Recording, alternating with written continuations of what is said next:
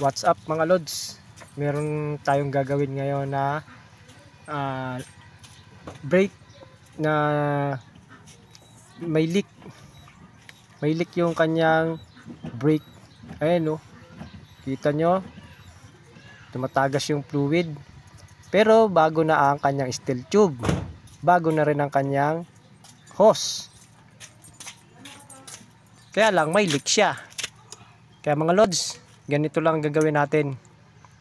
Ayan, tinanggal natin yung kanyang steel tube. Pero yung hose niya nandun pa rin. Steel tube lang ang ating gagalawin dito mga lods.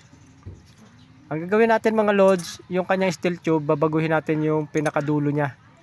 Medyo papaluwangan natin yung kanyang parang clip dun sa harapan, sa may bolt niya. Yan, ito ang gagamitin natin tools mga lods. Ganyan lang gagawin natin. Simpleng-simple, iikot-ikutin. Ganyan mga lods.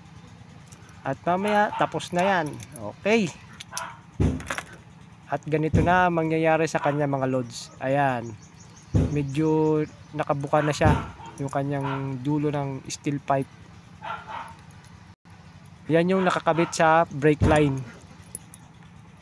Ayan. Tingnan natin kung uubra yung ating ginawa mga lods. Kung mawawala yung tagas niya. Ayan mga lods, ang naging itsura niya mga lods. Yan. Naglalak na yung kanyang bolt. Lalak na siya ng mayos. At ating ikakabit na siya ngayon. Eto na mga lods. Uubra kaya ang ating ginawa. Eto, kinakabit na natin. Ilalagay na natin ng maayos. Eto na. Higpitan na natin mabuti. Ayan, naka-line na siya ng maayos, nakalinya na siya. Mahigpit na rin ang mga bolt niyan. At ating titingnan kung maglilik pa rin siya mga lods. Eto na. Yan, naka-line na yan. Check natin yan mamaya sa kanyang brake kung maglilik pa rin siya. Eto na mga lods. Testingin na natin. Pupunta tayo sa harapan para i-press ang ating brake. Ayan, hindi lang tayo nakikita na pinipress natin, pero pinipress na natin yan doon mga lods. Ayan oh, medyo umuuga pa ngayon sa sasakyan eh.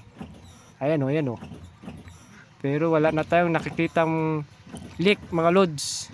Ibig sabihin, ububra yung ating ginawa. Yun lang pala ang solusyon dyan mga lods kapag may leak ang ating mga brake line. Parang kung titingnan mo, simple lang pero mahirap din gawin. Kailangan mo talagang ayusin mabuti ang kanyang brake line. Alright. Salamat sa inyo.